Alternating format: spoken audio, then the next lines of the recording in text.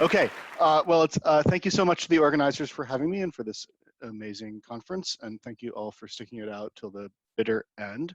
So I'd like to talk today about some modeling work I've been working on with Rachel Lee, and also with Ben Englehart and Ilana Witten, who collected the data that we've been looking at. And I'd sort of like to zoom away to 1 billion miles and actually 30 years or something, back to the original mammalian sort of classic Schultz-Diane-Montague model of the reward prediction error and dopamine, and think of it, really from the abstract, back the way they thought about it back then. And what I'd like to talk about is two issues that I didn't used to think are interlinked, but I think turn out to be in those models. So one is a conceptual issue, and I think in some ways the core conceptual issue with these models, which is the question of state, right? So these models are supposed to learn to map some representation of the situation or state of the environment and the organism to value predictions and actions. But what that is, it's sort of the whole rest of the brain, right? And what it knows and what it doesn't know and how it changes from situation to situation, as people who work with these models know, is sort of the key to the whole thing, and whether they work and whether they don't. So it's very consequential to understanding these kinds of algorithms, but and there's lots of theories about it, but it's very under-constrained by data. Second issue is an empirical one, and it's the one we've been hearing about through the session and more than that, which is that the core idea, again, going back to the sort of Schultz-Diane-Montague view, is of dopamine as a sort of broadcast kind of diffuse ascending neuromodulator, as a classic neuromodulator, right? That's broadcasting this scalar reward prediction error signal. And all this evidence in many different species, in many different settings, and many different preparations for response heterogeneity is sort of increasingly hard to sort of reconcile with that view. And so how do you put those two things together? So the story I want to tell today is that at least some of what we're seeing in response heterogeneity, and specifically in the particular data set I'm going to talk about, I think probably is actually reflecting the sort of population code the brain uses for state. And that's an exciting thing for me, because it means that if that's true, it gives us the opportunity to sort of see something from the dopamine's eye, the dopamine neuron's eye view, as it were, see a reflection of how the state of the world is construed in that particular task and at that particular moment. And so it might give us a new window for working with even these sort of classic models. So again, I apologize for this sort of cartoon model, but this is the sort of classic cartoon, and I think it expresses a few things which are clearly stylized but have merit. So the first thing is that the idea of decision theoretic models going back to economics and so on is that at some stage you have to have a common currency, right? You can only do one thing. So at the end of the day, you've got to decide what to do on a single axis. There's got to be a sort of single scalar utility variable at the core of it. And because of that, the prediction error in that is also a scalar. So it's sort of not an accident that this model sort of bottoms out in a scalar value prediction and a scalar prediction error. And of course, the story is that the scalar prediction error was observed to look like sort of canonical phasic dopamine activity. It was inferred, therefore, that perhaps one synapse back from that sort of population of identical dopamine neurons would have a sort of population of identical striatal neurons that would represent the value that was being learned by it. And one synapse back from that would sort of be cortex, right? Was that a population code for state, for the situation? And it's the job of dopamine to sort of train a mapping, to train cortical striatal weights that learn to represent, to learn to add up features from the world, from that vector of the state down to a scalar for the value, right? So that's the sort of classic picture, and clearly it's stylized, but it also reflects sort of empirical stylized truths as well. One is the generally sort of convergent nature of these projections, clearly not everything to one, but somewhat convergent. And the other is the sort of relative homogeneity that Schultz originally reported of the dopamine neurons he was looking at in the task he was looking at. Okay, so I want to talk about an experiment that Ben Englehart, one of our organizers, conducted in Ilana Witten's lab. And I think Ilana also presented some of these data, so I'll just go over them again. she printed them earlier in the week. So it's a mouse sort of evidence accumulation task, right? So the mouse runs up a virtual corridor in VR, and there are towers on the left and right, and the mouse has to choose whether there are more towers on the left or more towers on the right, and turn in the correct location for reward. And this is done in VR on a moving ball with a projection, and so Ben was able to record a large population of individual neurons with 2-photon microscopy from the PTA. And get a real look at how the population responds in this sort of more complicated task than usual. The core behavior, of course, the animals can do this.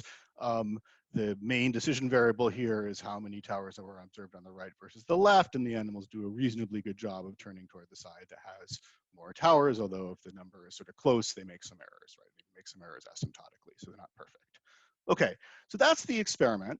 And Ben, so you imagine me sort of sitting in my office, right, with no mice and a computer, and I've hardly lived in a computer mouse, and I've hardly ever seen a mouse, right, except the ones that I killed in my basement. And Ben was like, so we have this data set, and what would you do? Like, what do the RPE people think is going to be in this data set? And I said, oh, of course I know, because this is obvious. It's a very simple problem. This has been looked at in monkeys also. There's really just a very simple state variable. The very simple state variable is the running count, right? The thing was on the sort of x-axis of the behavioral plot, the number of towers on the left minus the number of towers on the right. That's all you need to know to predict reward. And in particular, if that count is sort of unbalanced, it's an easy trial and you're going to get rewarded for it. You're less likely to make an error. And if it's more balanced, it's a hard trial and you're less likely to get a reward because you're more likely to make an error. And that's the whole story, right? And so what we should see during the Q period is prediction error related to figuring out on easy trials that you're on an easy trial. As the count gets more and more unbalanced, you get happier and happier and get positive prediction errors, and vice versa on hard trials. And then in the outcome period, you'll see the sort of classic Schultzian reward minus predicted, modulation by whether you got reward or not, and again, whether it was an easier or hard trial. And so Ben said thank you and went away and never came back because I was completely wrong. And so he eventually came back, but he left me for a very long time because I wasn't useful. And what he found was, in fact, that actually we were sort of half right. If you look at the neurons at outcome time, it was very striking that actually, kind of like Schultz would have said, something like 85% of them have sort of classic prediction error. They're modulated by reward and also by a test difficulty, as it turns out. But if you look during the Q period, it's a complete zoo. This is a descriptive analysis. The neurons seem to respond to a whole number, as I think Alana described, of different variables that are sort of task related, but not in some cases clearly value related. Position and acceleration and the cues themselves, but often in a contralateral way and so on. And it's very hard to understand this Q period responding from this very sort of simple picture I had on the previous slide, right? And so another way of looking at this is that Ben did a clustering analysis, and you can see that there are sort of neurons that care about these sort of different classes of things predominantly, and all of them care about the reward. So there really does seem to be some special heterogeneity during the Q period. Now we can sort of right away look at the model, the sort of classic prediction error equation, and sort of see what could and could not be going on. So Q period activity in the model is driven by the sort of changes in the value of the state, right? Is it getting better or worse? And the value of the state is the vector thing, so that sort of makes sense. And then the reward period activity is driven by the reward signal, right? And what's striking about this, actually, compared to a number of models that we and other people have worked with, is that people have thought about models in which you actually learn lots of different value functions tied to different rewards. And so basically heterogeneity in the dopamine response would on that view be inherited by heterogeneity in the reward response. And that's clearly not what we see here, right? There's a nice homogeneous reward response, and there's all this heterogeneity in the other part of the signal during the Q period. So it's not that. Okay. So, why sitting in my office with no mice anywhere did I go so completely wrong? And why was Ben nice enough to ever come back and talk to me again? So one reason, I think there are two things. One is that I'm not going to try to show you a video over Zoom, but it's fine for me with a MATLAB window to say this whole task is like two numbers, but to the mouse, it's clearly not. They're like scrambling on this ball, and the screen is showing all this stuff that's moving very rapidly, and it's patterned and complicated. And of course, that's in the brain, right? So it has to be. And it would be hard for like that not to reach the dopamine neurons if it's, tons of neurons are firing about all this stuff that isn't, strictly speaking, just the vector that helps you solve the task, right? So I think that the sensory experience, the state, as it were, of the animal has got to be more complicated than I sort of made it out to be. And the other thing, of course, and I've sort of already mentioned this, there's not just one striatal neuron and not just one dopamine neuron. It's not a perfect convergence, right? There's famously and classically even, topography as well as convergence throughout that whole system, including from dopamine to striatum, from striatum to dopamine, from cortex to striatum, the whole loops, right? There's plenty of topography there. And I think really those two things are all you need to know to understand why I had gotten the predictions about Ben's experiment so wrong. So if we just go back to the classic cartoon, and you think about it, if there's some population code at the cortex level, at the state level, which is itself inherited from previous levels of vision, right? But there's a bunch of stuff going on here. It would be very hard to like build a creature in which you have a bunch of identical striatal neurons that receive exactly the same projection of that, and they all respond the same way, right? Like any failure of sort of perfectly adding up all the different things the same way for all the different neurons is going to end up that the striatal neuron is going to get some of that population code. The next layer is going to see some of the variation. They're not all going to be identical, right? And the same thing is true at the dopamine level. Even if we sort of change nothing else about the story that we sort of classically tell about dopamine neurons, right? So if that's true, then the cortical feature vector phi is going to get like reflected like a sort of funhouse mirror on the striatal neurons and then on the dopamine neurons, right? So let's say that a little more carefully. So that's the learning rule for the weights. So let's replace this cartoon with another cartoon, which is sort of equally, compared to the beautiful fly work that we just saw, equally abstract, but I think hopefully again making a point, which is what if we went to the other extreme and talked about perfect sort of labeled line topography, right? Like in particular, because this model, classically we've thought of linear function approximation where you add up different features in the cortex to striatum projection to decide how, what your value prediction is. Because of the linearity of expectations, you can delay that summation one step, and you could have one striatal population for every cortical population, right? So you have a bunch of striatal channels now corresponding to each of the cortical features. And of course, you could have anything in between these two models. I'm just sort of showing the extreme to make the point. So in that case, we would now have a bunch of value channels VI. Each of them represents the value of a particular feature. And then you could sum them up at the dopamine stage, get the same prediction error and the same thing, and you'd have the same model, just kind of mapped onto the circuitry differently. We can repeat that trick again, right? We can have a separate prediction error for each of those channels and add those up to get the same prediction error in the end, and update all the weights according to the same thing. And again, we haven't changed the model at all. All I've changed is sort of the mapping of the model onto a sort of stylized diagram of circuitry, right? To emphasize the possibility that variation of the population code is going to make it kind of all the way through. Now, for it to be algebraically the same, you do have to add it up at the end in the cortical and the dopaminergic to striatal projection. Failures there also will produce kind of related and interesting models that aren't exactly algebraically equivalent. So I'm not making a strong claim there, but that's how I've drawn it, right? Okay, so that's a simple model. And it's not really even a model. It's sort of the same model as ever. It's just respecting the fact that the different neurons at each of the stages are probably going to be differentially wired up with each other.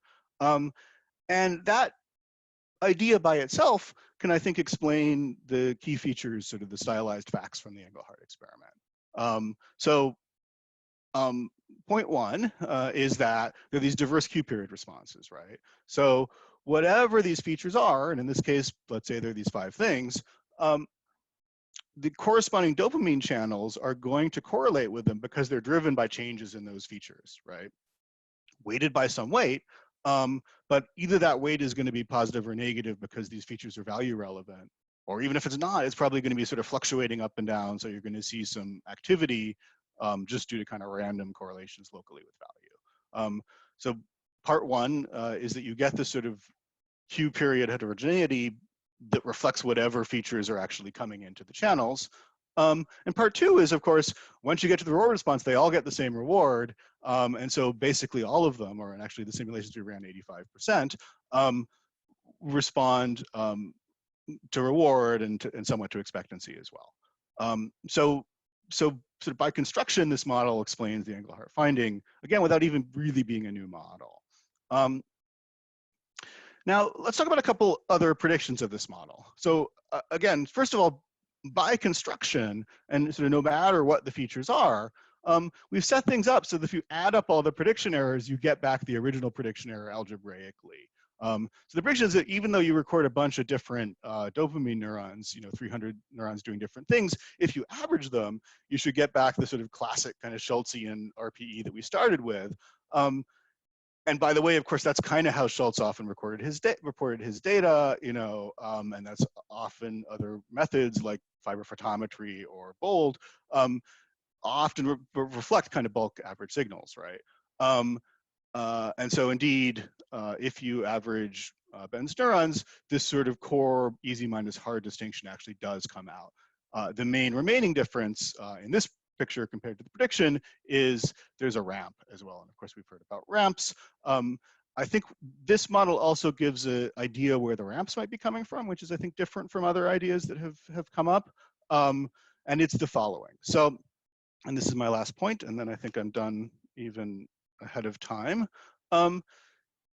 If it's the case that different prediction errors are associated with different features, and you can sort of figure out what those predictions are from how they cluster, then we should be able to start to think about what the state that value is being learned over is, and if it coincides with what the animal needs to do it. And the main constraint here is that's linear in the features, right, by assumption. And if that's the case, and if what you have, for instance, is a group of neurons that know about position, but mostly not about speed, and a group of neurons that know about speed, but mostly not about position, then it can't really learn the true value function, right? The true value function actually depends on both position and speed in kind of a multiplicative way. You're closer to reward if you're closer to reward, and also if you're going faster, right? And so the value function ramps up faster if you're going fast, and ramps up slower as you're going slow, but it's also a function of position. And we can understand from the population code kind of implied by this model and these data that these neurons can't learn this true value function, and that leads to ongoing prediction error related to the fact that things are changing in ways, unless the animal is running at exactly the average speed, at exactly the average position, that are inconsistent with its own value predictions on average. And that can actually simulate the ramps. And so it's a slightly different story about ramps. It's about, on this view, asymptotic prediction error related to limitations in the population code, the features being used, the lack of an interaction, in this case, between position and speed. And that's actually related to an old idea of Sam Gershwin's, but not quite the same thing. Okay, so that's what I had to say. Let me recap. So what I talked about was really one data set, which is one example of many, many, many examples of heterogeneous dopamine responses. But I think in some ways it's one of the most interesting data sets, and it's one of the most flagrant examples of this sort. In this particular data set, I think it turned out, I was very concerned about it at first, but I think it turned out to be sort of surprisingly easy in the end to reconcile these findings with the sort of classic view of scalar decision variables. And what we didn't need to do, as it turned out, was appeal to these sort of fancier multi-prediction error schemes of the sort that I and many other people have worked on for a long time, that imagine that you have some sort of much more complicated job that you're trying to do, and you use lots of different prediction errors to do it. This is, we don't need to appeal to that here. This could be true for different reasons or in different data sets or different scales. I don't think that's what's going on in this particular experiment. Despite the fact that this is a sort of the simplest possible model. I mean, it's not even, it's a 30-year-old model or whatever, 23-year-old model. I think there's just still something that's really noteworthy about this, which is that because it implies that the heterogeneity is inherited from the population code for state, that we have this sort of dopamine's eye view into the state representation, even in these kind of high dimensional continuous tasks. And that's exciting to me because, a big question in sort of modeling is, where are these features coming from? What is the state representation? Is it task dependent? Is it learned? Has it dependent on experience? And if we can actually read it off the dopamine neurons and test how that changes with tasks and stuff, then we can start testing all these models, like the latent state inference models, and successor representation models, and so on, that purport to describe how animals come up with states. The last thing I want to say, which is the middle thing on this slide, is you might have noticed that I didn't really say anything about what this is for, right? So usually, if you know me, I start, I'm terrible about not saying anything about data and just talking about sort of top-down computational ideas. I would normally say, let's have the brain, solve some complicated high-order vector problem, and we'll need a vectorized state to do that. That's not what's going on here, right? That's not what this story was about. I'm saying this is basically a side effect of non-uniform wiring in the brain. Now, it could be useful. It could be that once you have sort of separate channels tied to different features, the things you can do with that, right? Like dimensional attention, you can sort of turn on and off those different channels and different tasks. You can do credit assignment in similar ways where you sort of route updates to different channels. So it's possible that this does something, but I'm not making a sort of strong argument starting from what it's for. I'm just observing that it's probably the case. And for the same reason, I'm not denying all these other vector schemes that are sort of more top-down in their invention. They may well be true, and they may coexist with this, and that's also fine. Okay, so that's what I have to say. And I want to again thank Rachel Lee, who's the primary student working on this, and Ben and Alana, and all of you. Thanks a lot. Thank you. Great talk, and a great series of talks. So the questions are starting to pop up, and yes, it may be hard to synthesize them all, but maybe Ali can relay a few. Right, so I'm gonna, thank you for the great talk. So I'm gonna combine two questions from Priscilla Ambrosi and Salim Nicola, and this is, like, they're both asking about accuracy cells. She's asking, what about these neurons that predict accuracy? Are these, I mean, this is my words, are these psychic? The mouse knows and decide that they're going to fail or not. And Salim is asking, how can accuracy be a feature that can have an attached value state? So the accuracy neurons, I believe what's going on there is that there's lower frequency modulation in whether the animal's paying attention, is maybe one way to say it. I mean, the behavior is a little bit autocorrelated, and I think the animals go through bouts of doing better and doing worse. And so you can see this in the previous reward responses trials as well, I think. It's perfectly possible that the animal realizes he's sort of in a situation where he's more likely to get it right or less likely to get it right.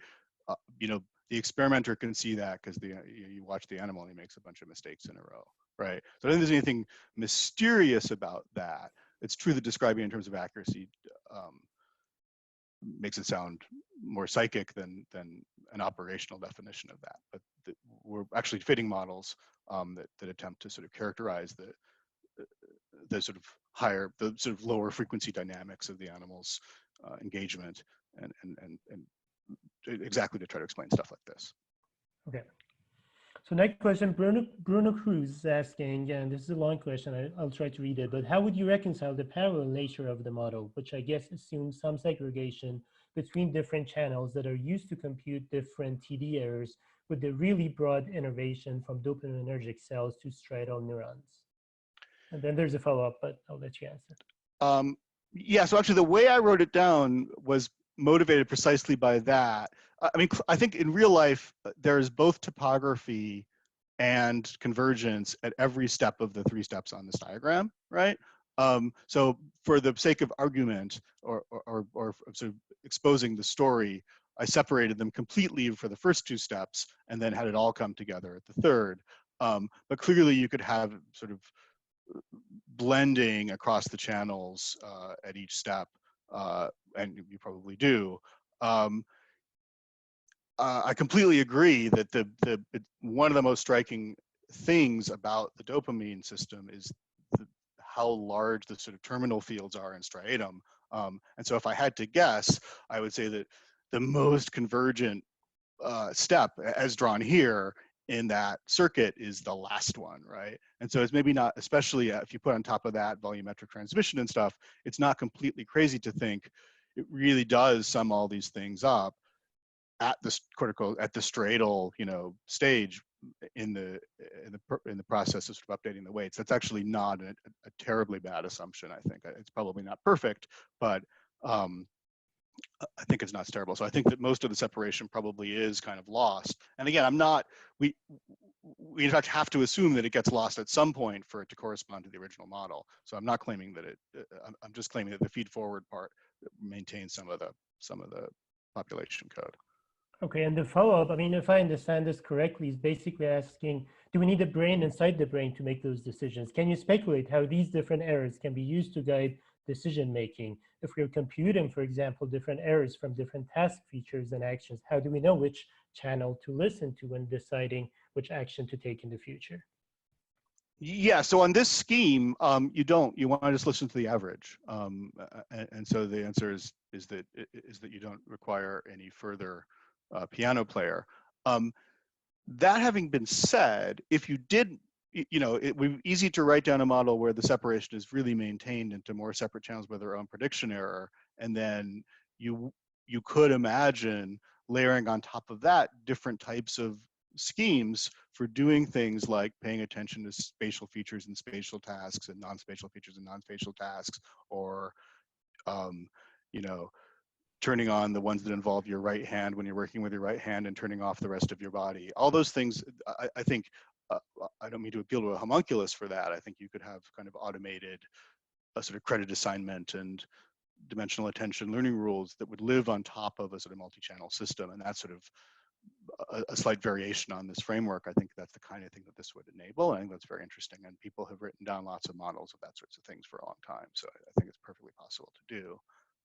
But I haven't assumed that here. I've assumed the dumbest, again, that if there's any message, this is the baseline model from 1997. Okay, another question from Carolina Farrell. She's asking, how does the idea of separate channels could be reconciled with the huge arborization of dopamine axons in the striatum and this whole idea of dopamine regulation, dopamine release regulation that we have been hearing about in the past few days?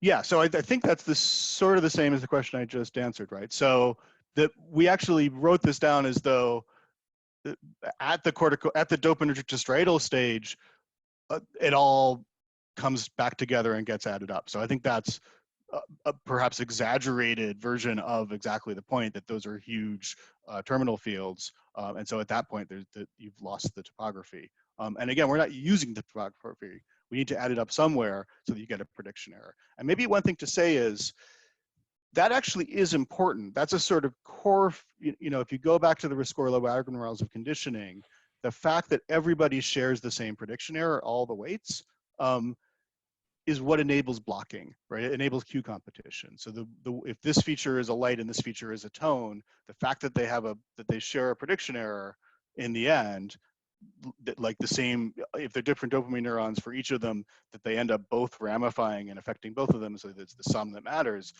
That's what allows them to block one another and allows animals to figure out that it's lights that predict reward and not tones or whatever. So that's actually a crucial feature of these models.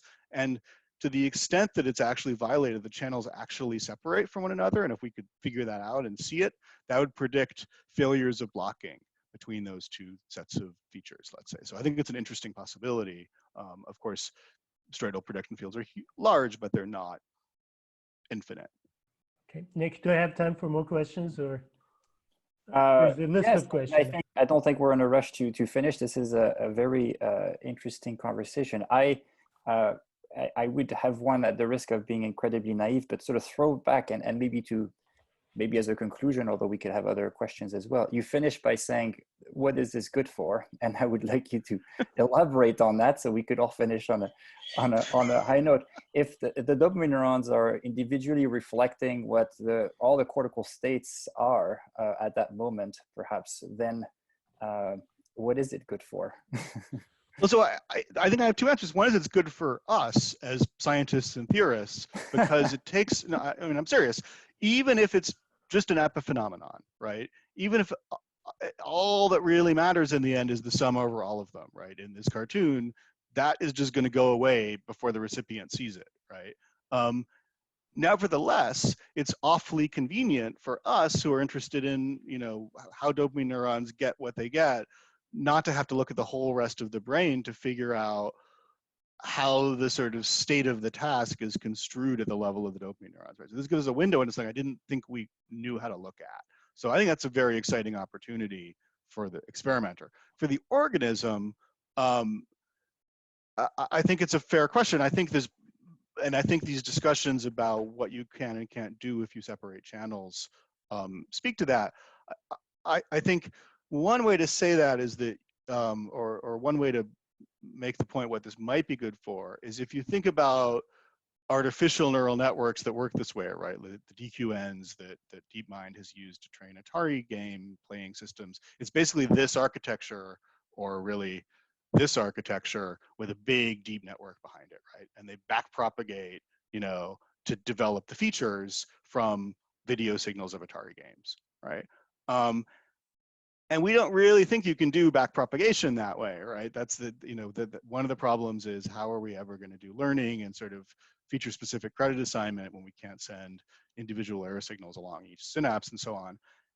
And I think this is not a full solution to that problem by any means, but having channels with their own prediction errors at a somewhat larger spatial scale tied to particular features, or at least to things like whether a task is spatial or, you know, visual or different parts of the body, gives you a certain ability to sculpt local communication in a way that's reasonably biologically plausible and gives you some of, you know, it doesn't give you backprop, but it gives you some ability to do credit assignment in smarter ways than simply having thousands of features fight it out with one another to explain a single error signal, which doesn't work very well.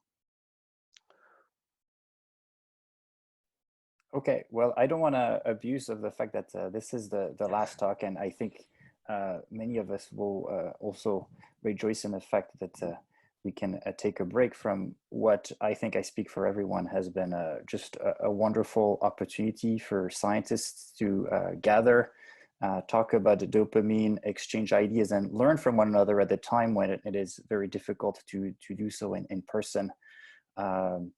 I think this, and I'm sure the organizers would like to conclude, but from my part, I think this has been a real success and a real boost in dopamine in the middle of what is otherwise uncertain times. So thank you so much for the speakers of this fascinating session. Thank you for the organizers, and I'll cede the floor.